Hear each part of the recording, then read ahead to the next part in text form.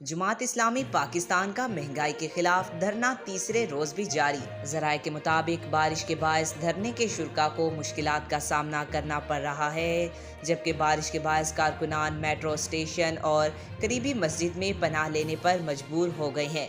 جماعت اسلامی انتظامیہ کی جانب سے دھرنے کے شرکاء کو ناشتہ فراہم کر دیا گیا ہے۔ بطور ناشتہ میں نان اور چائے فراہم کی گئی ہے۔ امیر جماعت اسلامی حافظ نعیم الرحمان 11:30 بجے پریس کانفرنس کریں گے۔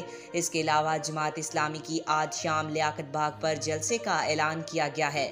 لیاقت باغ چوک پر جلسے کے لیے اسٹیج کی تنصیب کا عمل جاری ہے۔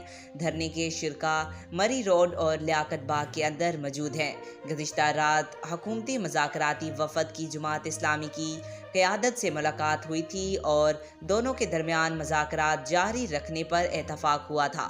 ذرائع کے مطابق حکومت اور جماعت اسلامی کے درمیان مذاکرات آج متوقع ہیں، جبکہ جماعت اسلامی نے مذاکرات کو گرفتار کارکنان کی رہائی سے مشروط کر رکھا ہے۔ آج تک کے لیے اتنا ہی۔ مزید ایسی معلوماتی ویڈیو دیکھنے کے لیے چینل کو سبسکرائب کریں۔